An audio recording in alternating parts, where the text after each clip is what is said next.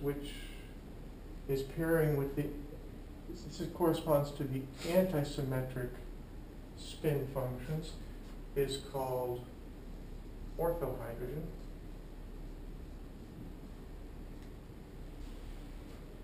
I think of ortho with odd, O and O. Ortho goes with the odd rotational levels, and parahydrogen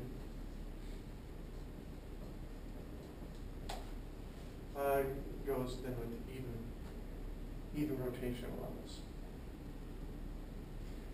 Now, notice that there's 3 times as much of the ortho as there is of the para because of the 3-to-1 ratio.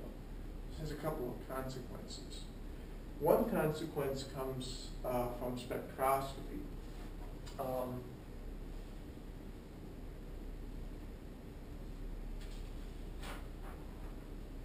So remember that the energy is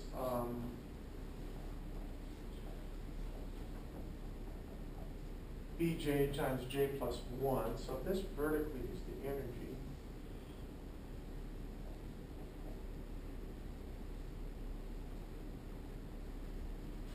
Here's the 0. This is going to be J right here. The next higher energy level would be J is 1. And let's see, if J is 1, this is 1 times 2 is 2. So that difference is 2 times B. And the next higher level is 2. Let's see, 2 times 3 is 6. 6 minus 2 is 4. So this difference is 4B. And the next, as it turns out, is 6B. And if you remember your your rotational selection rules, you remember delta J has to be plus or minus 1. That means if you're in the lowest rotational state and you absorb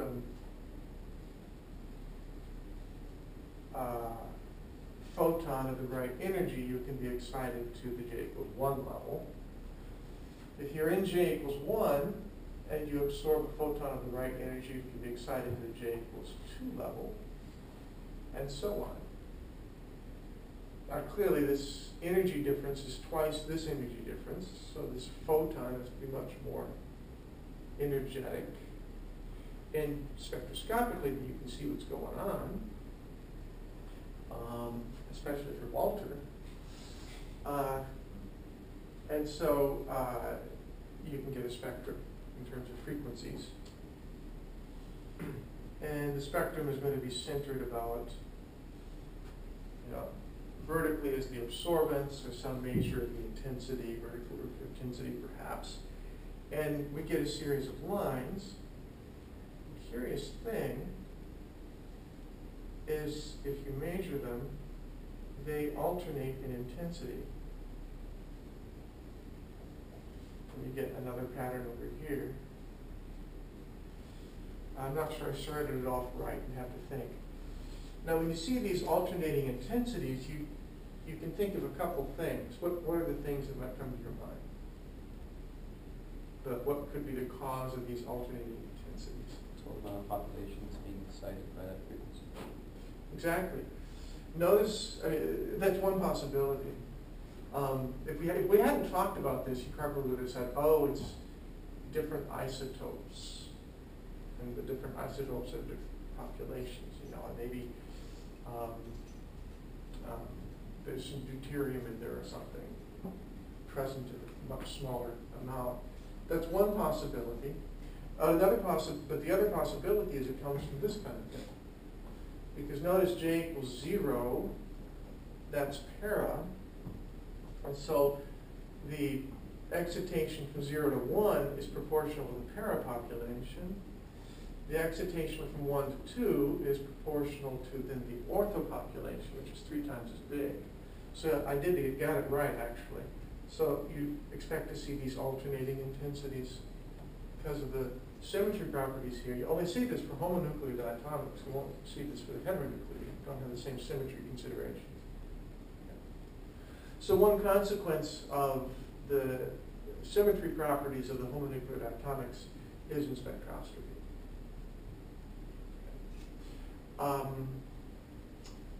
Which is kind of cool, kind of neat thing. There are other consequences, for example, for heat capacities. And I want to talk about that consequence, but to do so, I think I want to generalize beyond just 1H. In other words, beyond I equals 1/2, we might as well look at the general case. What do I want to leave here? You don't need this. You know that. You've seen this.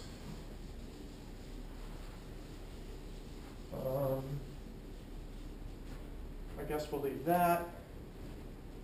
I'll leave that now for reference.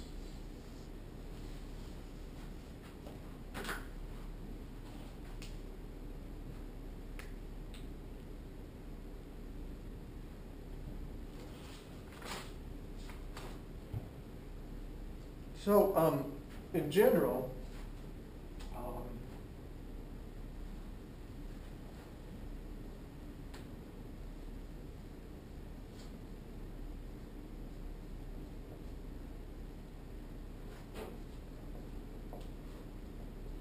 so for the general case, any I could be 0, 1/2, 1, 3/2, whatever. There is a degeneracy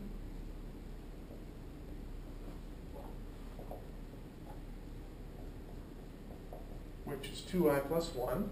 It's like 2J plus 1 degeneracy from the rotational states. Because spin and rotation are similar properties.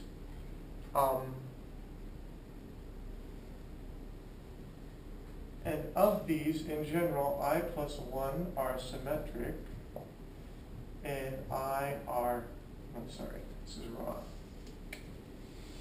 Any one nucleus has 2I plus 1 possible states, right? Any of those 2I plus 1 spin states can be paired with any of 2I plus 1 spin states of the other atom, right? You've got two atoms, each with 2I plus 1 spin states, any combination possible. So the number of two nucleus spin states is the square of this, right? Some of these will be symmetric, and some of these will be antisymmetric. And I'll write down the result. You can check it on your own. You can think about it on your own. It turns out that of these, I plus 1 times 2I plus 1 are symmetric.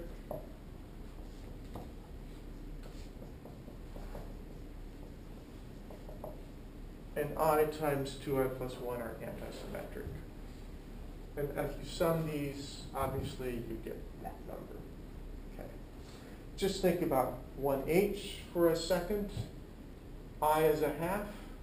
So this says that twice a half plus 1 is 2 times 1/2 plus 1, that's 1 1/2. 1/2 times 2 is 3. It says there are 3 symmetric possibilities. That's what we saw.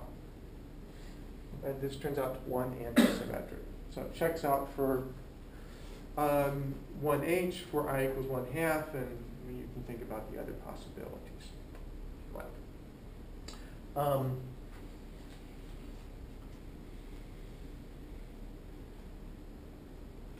So then, for our partition function,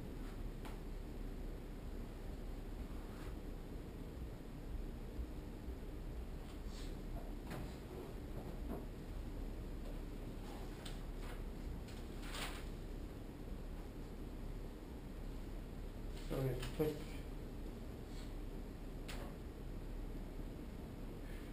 It's going to depend on whether we have bosons or fermions. So let's talk first about the boson case. For the boson case, the partition function, now when we talk about the partition function, we've seen that even rotational levels will be paired with either symmetric or antisymmetric nuclear states and odd rotational levels will be paired with the other possible nuclear combinations. Okay, so we have to break so rotation and nuclear degrees of freedom talk to each other, and we can no longer separate the rotational and nuclear partition functions out the way we could. So instead, I'm going to talk about one rotational nuclear partition function and sum it up the right way. Now first, let's think about bosons. Now for bosons, we'll have a degeneracy that comes from the nuclear case. So let's think about the symmetric nuclear combination.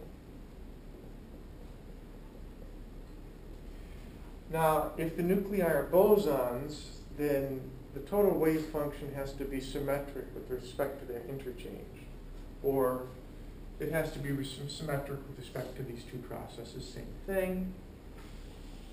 So if the nuclear part is symmetric, then the rotational part also has to be symmetric, and that means it must be an even rotational level. So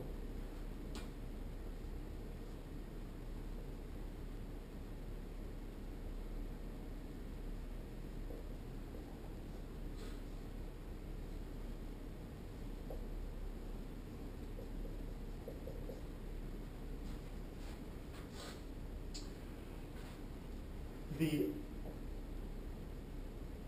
antisymmetric nuclear functions, of which there are I times 2I plus 1, have to be paired with the odd J possibilities.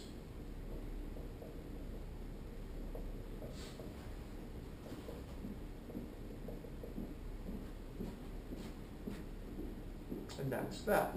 Okay. But these prefactors going to depend on the nature of I, what the value of I is. So we have to break out the sum separately for even and odd values of J. That's bosons, and then I think you can see fermions are just the opposite.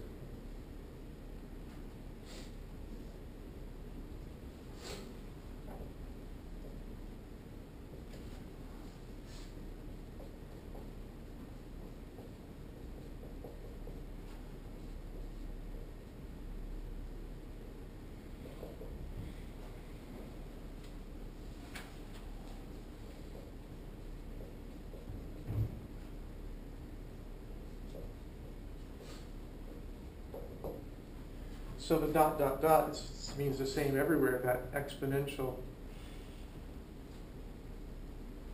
But now the even nuclear functions have to be paired with the odd rotational functions. So that's that. Okay. Now, in general, you kind of, to get things perfectly accurate, you just have to leave it this way. If you know I from your particular nucleus, you can substitute here, and then you can simply sum up each of these series term by term. Now there's some simplifications, so I want to go and talk about the simplifications at least briefly. And again, this depends, I forgot the over KT. At reasonably high temperature, we can turn the sums into integrals and this simplifies.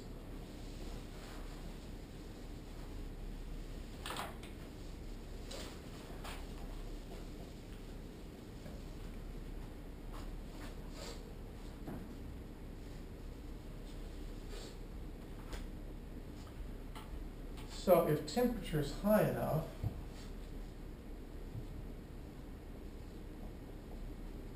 which really means that, right? If temperature is high enough, then this sum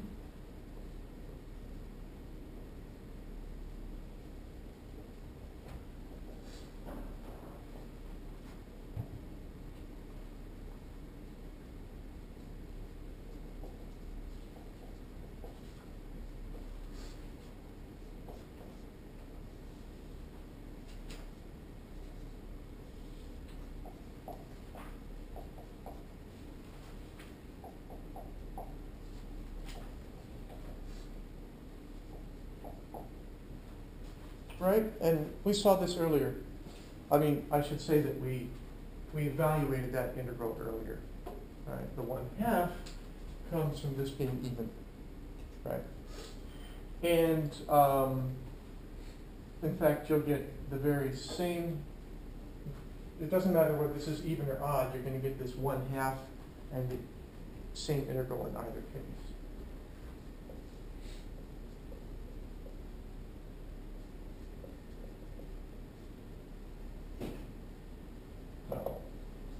Same.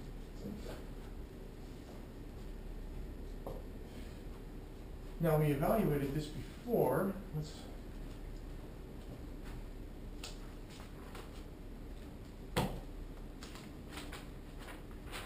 And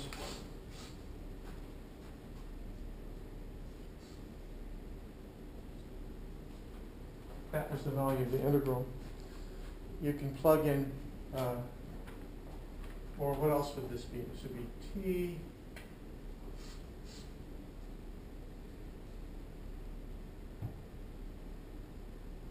no.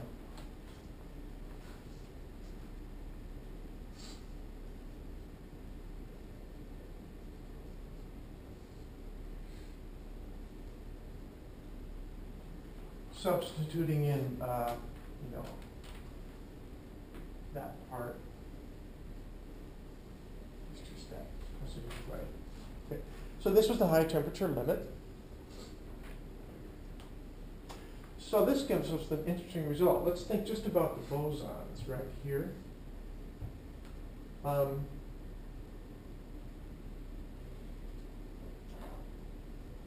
This means that we have I plus 1, 2I plus 1,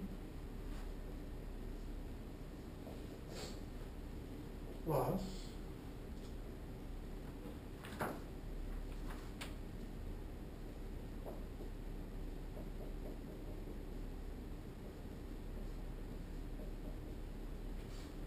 right?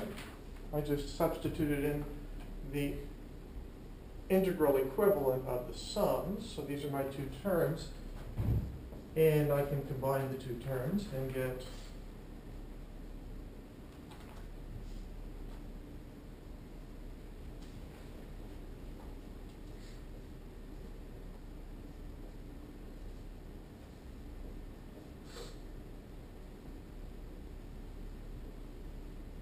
here's my 1/2.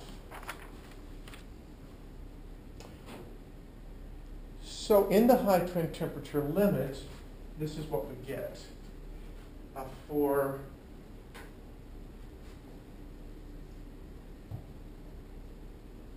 the rotation nuclear combined partition function.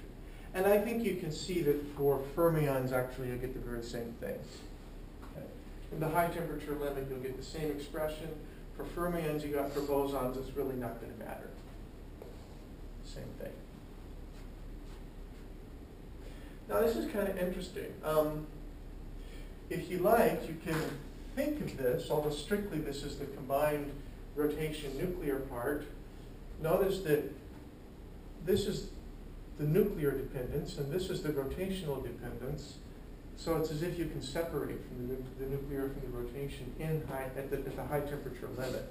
So this is nuclear. And now the 2, it's not obvious whether the 2 goes with the nuclear or the rotation. It's kind of arbitrary. You can put it wherever you want. The convention is to include the 2 in the rotational part. So if that's the case, then we can say Q nuclear equals 2I plus 1 squared. And Q rotation is equal to T over 2.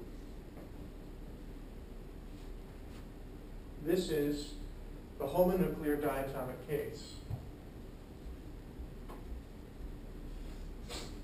Compare this with the heteronuclear case. We didn't really think too hard about the nuclear part then. It wasn't important to. But the rotational part,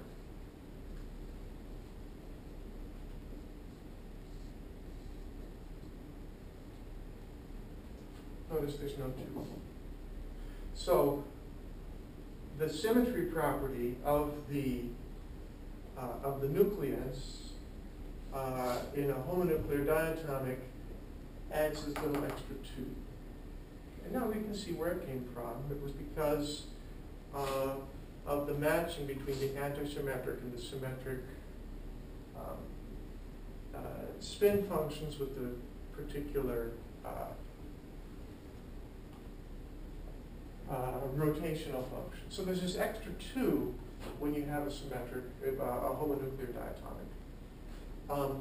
This two has a symbol. Anybody know what that symbol is?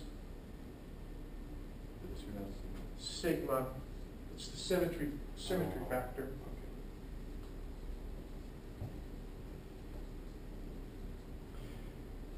We've just been discussing homonuclear diatomics, which have this particular symmetry property, inversion through the origin. Larger molecules that consist of more atoms, they can also have symmetry properties, methane and so forth.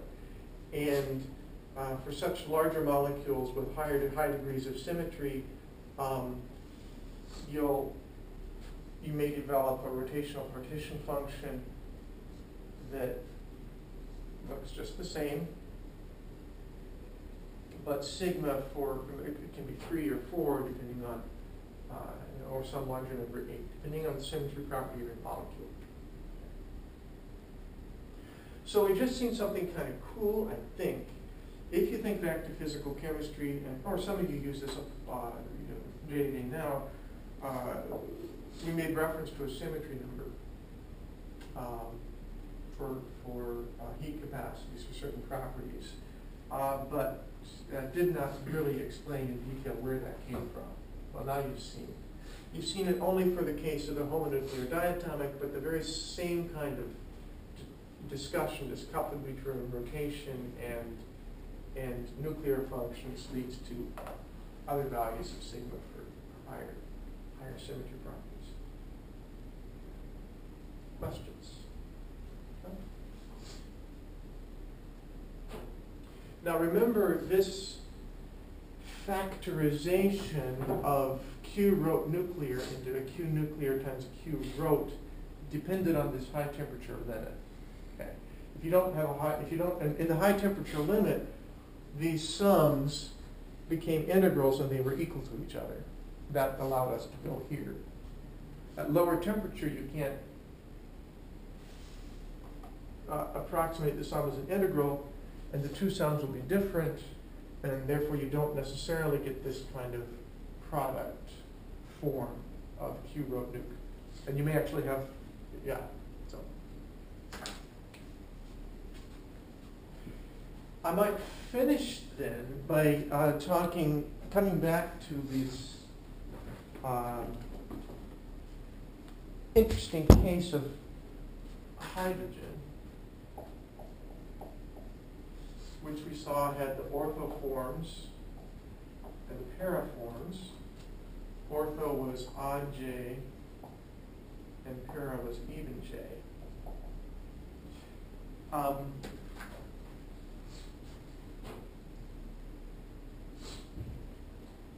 As I said earlier, early in the development of quantum mechanics, or late in the demise of classical understanding of the atomistic nature of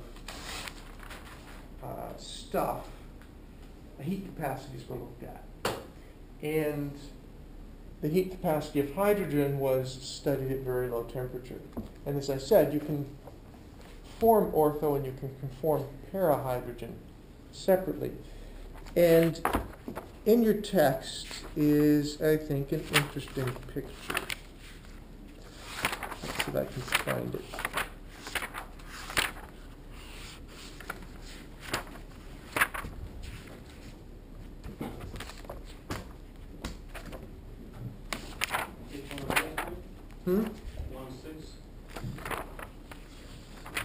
In my book, it's 106, exactly. at the bottom, you have the heat capacity for ortho and for parahydrogen separately, and you have the heat capacity of mixtures also. And maybe I should just draw the board so we can think about it together.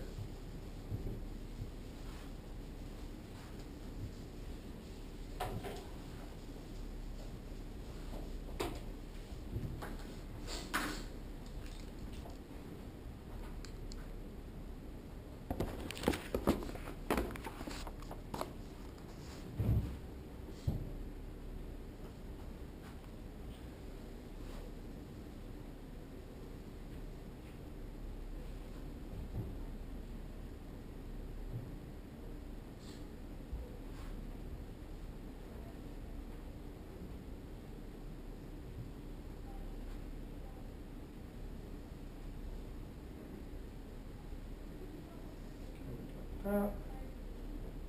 1 line. There's 9.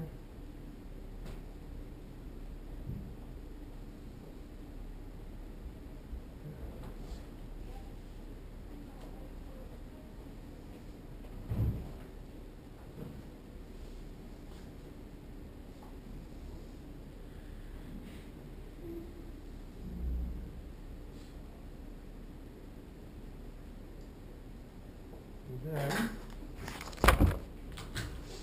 I mean, this is exactly what you see in the book, so it's not mysterious, I think, what I'm doing. And the other one.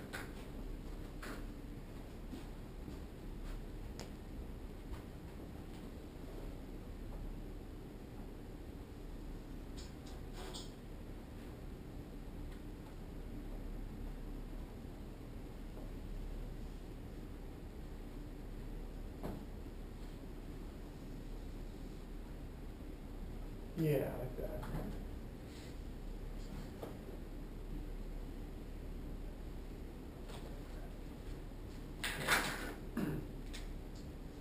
Okay, so this one was ortho.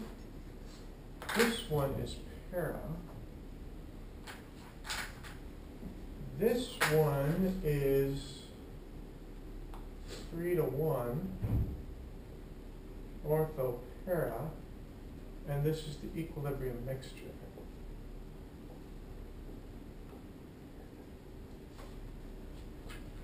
So,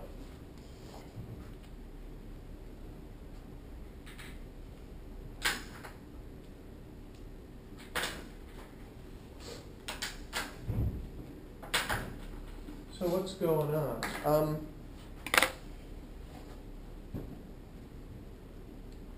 Quantum mechanics, well, predicts then if you have an equilibrium mixture of ortho and para, this is what you get for a heat capacity. Experimentally, what's measured if you begin with a room temperature sample of hydrogen and you cool it and measure the heat capacity as you cool, experimentally what's measured are these black dots. And so the curious thing is that the black dots and the prediction for an equilibrium mixture, they don't look alike. They're very different, right? So this was a conundrum for some time, until it was realized that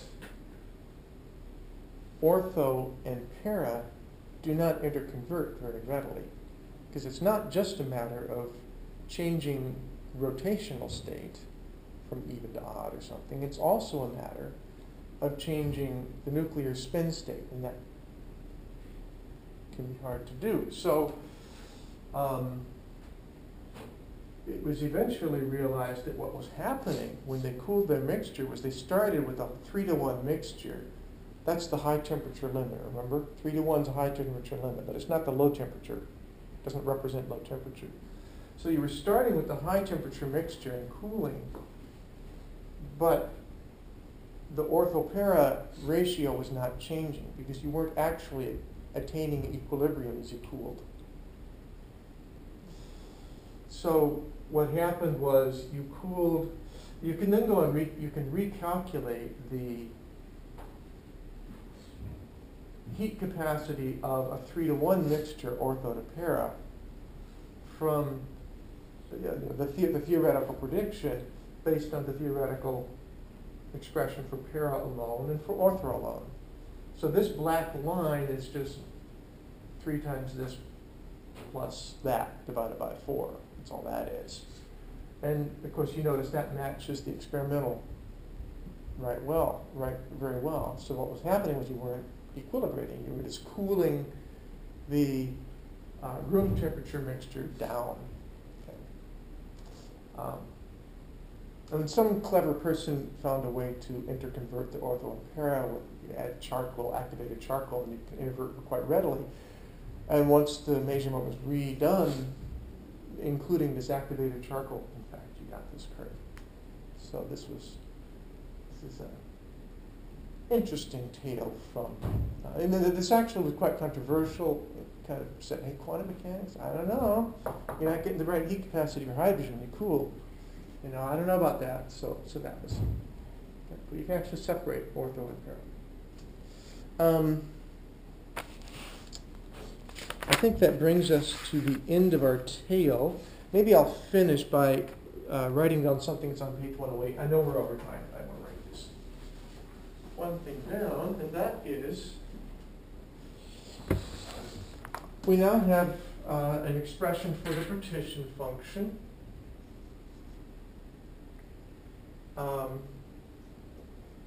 Little t, so this is for a particular molecule, of course.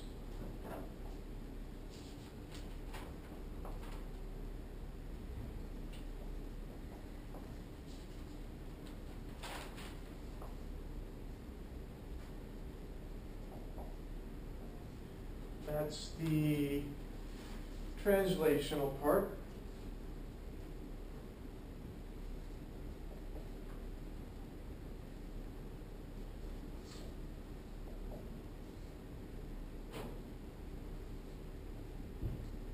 That's the rotational part. And we have the sigma so that we take into account both the homonuclear and the heteronuclear diatomic cases. So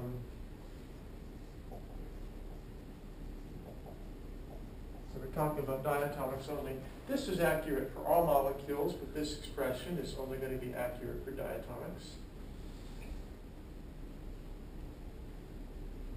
Times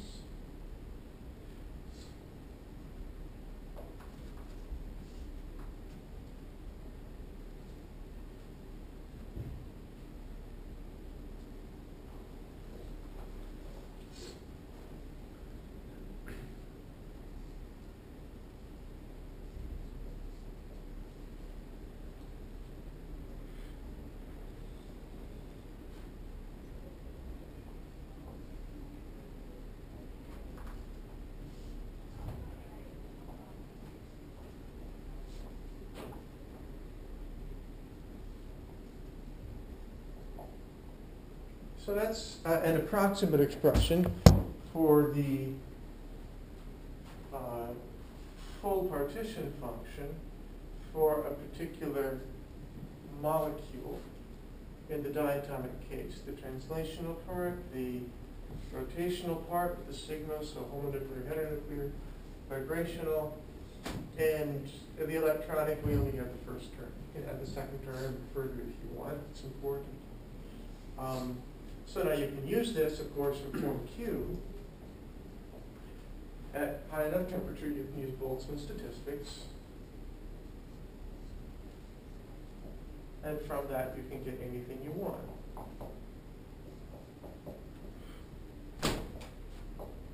Right. So that's kind of cool.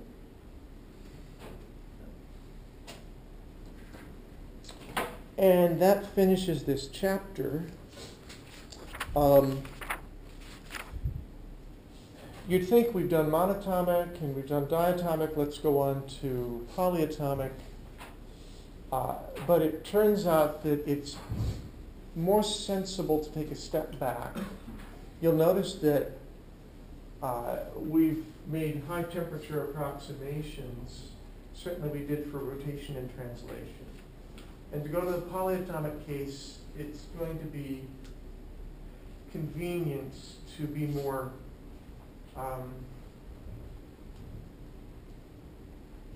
transparent about the way that we go to the high temperature limit. And that will imply an excursion into classical statistical thermodynamics. Very brief, one chapter. If you took this course in the physics department, you would probably start with classical statistical thermodynamics and spend a lot of time with it and consider the quantum case as a special topic. And here it's the reverse. The quantum case is really mainly what we deal with in chemistry, and the classical becomes a special topic for us. So that's chapter 7. That is what we'll deal with the next couple of weeks. Yeah. So if you have a chance to take this course in the physics department, as I guess you did or something, you know, you get a different emphasis. It's a worthwhile thing. Just as it's good to take quantum mechanics in both departments, different emphasis. So that's it.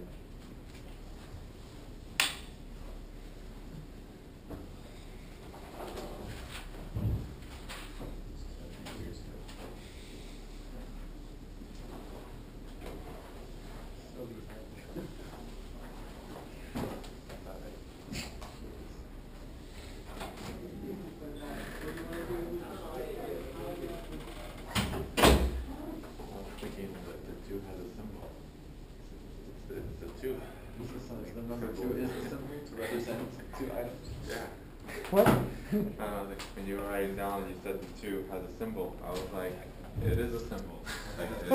Ridiculous conversations.